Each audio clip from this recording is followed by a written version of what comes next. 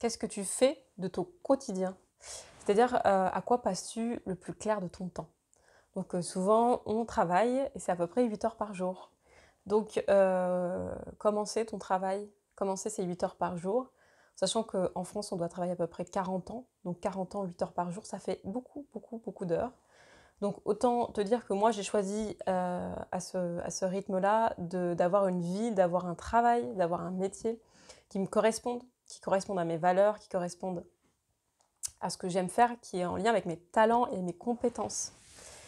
Pour moi, c'est ça qui est le plus important, en fait. Et je vois tellement de personnes qui sont pas heureuses dans leur métier, je vois tellement de personnes, qui partent à reculons au travail, qui reviennent en râlant, qui sont mal, que je me dis: «Oh là, qu'est-ce que c'est que cette histoire?» et que moi j'ai envie d'accompagner, que j'accompagne, des personnes qui, ont envie de se lancer à leur compte ou qui ont envie de continuer à déployer leur entreprise, qui ils sont, avec leur talent, leur singularité.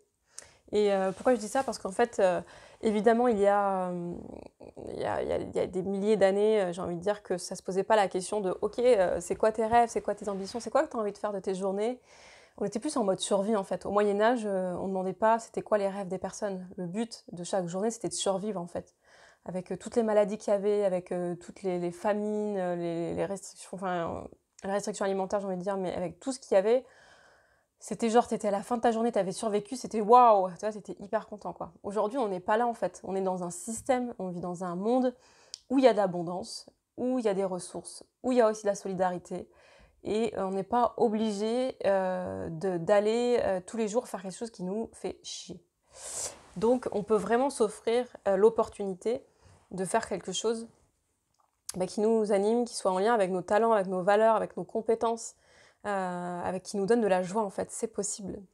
Et ça demande pour ça un peu reformater son système parce qu'on est encore, c'est comme si on est dans un nouveau monde et qu'on réfléchit et qu'on le voit avec des visions anciennes, avec de l'ancien monde. OK, avant on était tout le temps en mode survie. Ça a été au service pendant, voilà, pendant des siècles. Ça a été vraiment au service d'être en mode survie, c'est-à-dire que c'était obligé que notre système il soit focus sur: «OK, comment on fait aujourd'hui pour survivre?» et ça nous permettait de survivre justement, donc c'était vraiment au service. Mais aujourd'hui, ça l'est plus du tout, en fait. On a encore des mécanismes, heu, anciens de survie qui sont pas au service de notre épanouissement. On n'a pas envie d'être maintenu juste en vie. Aujourd'hui, on peut s'offrir le luxe d'être, joyeux, d'être épanoui, d'être heureux, d'être pleinement soi. Mais pour ça, ça va demander de poser ce choix, vraiment d'y aller et d'être déloyal envers ses croyances, d'être déloyal envers, ses anciens paradigmes et d'être, vraiment, heu, ambitieux, reconnecté à soi. Et être ambitieux, c'est pas et à ses rêves et être ambitieux, c'est pas: «OK, j'ai envie d'avoir beaucoup d'argent».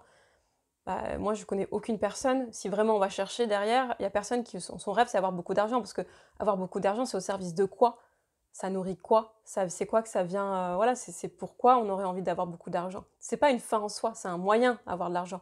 On peut avoir envie d'avoir beaucoup d'argent, mais c'est au service d'un projet, d'une construction d'un lieu, pour, donner, pour, voyager, pour rencontrer des gens, pour partager. Donc c'est au service de quoi que j'ai envie d'avoir beaucoup d'argent? Donc aujourd'hui, avoir de l'ambition, c'est pas avoir une grosse maison, avoir une Rolex, voilà, un métier où on gagne beaucoup d'argent. Des fois, on a envie et c'est super chouette et c'est au service de nos rêves.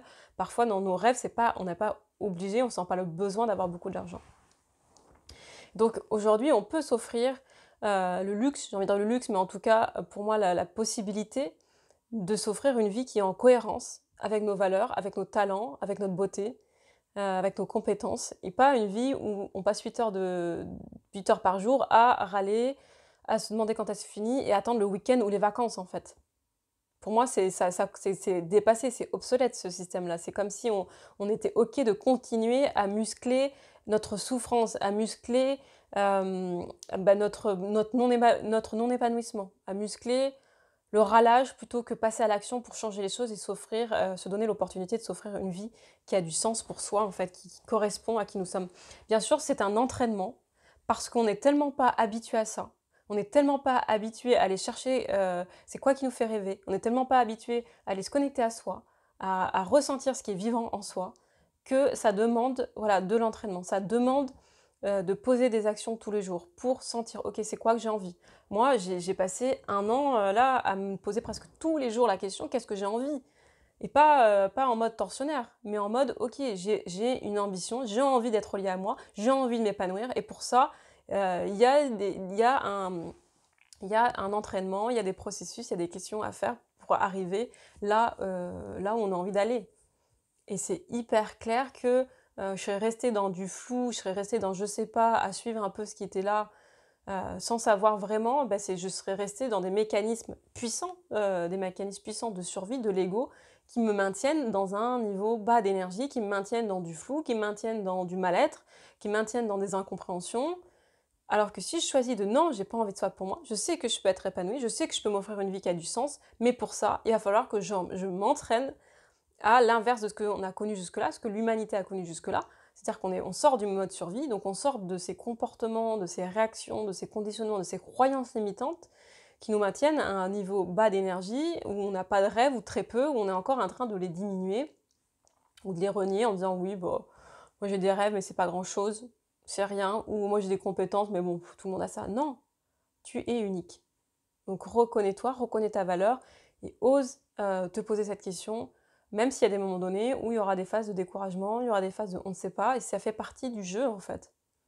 Mais ose être toi, ose te reconnaître et moi j'invite les personnes à vraiment parce que pour moi ça a du sens, en fait, que chacun puisse, créer, son métier, en fait. Le métier qui correspond à ses compétences, à ses valeurs, à sa joie et pas: «OK, ah bah, il y a de la place dans ce métier. Oh, je vais faire ces études-là parce que, bah, il y a beaucoup de disponibilité ou je vais faire ce métier-là parce que ça gagne beaucoup d'argent».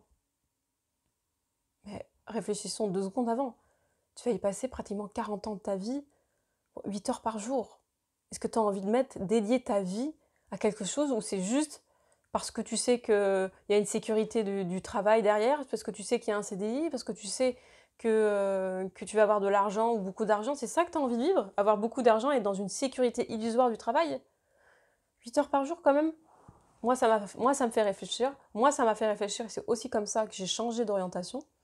Parce que moi je travaillais dans l'environnement avant et du coup je me sentais pas pleinement épanouie. Je sentais que dans les relations c'était pas OK pour moi et que, voilà, il y avait des espaces où je sentais que j'étais pas dans mon potentiel, dans mon plein potentiel, dans ce que je pouvais amener en termes de compétences ou de talent.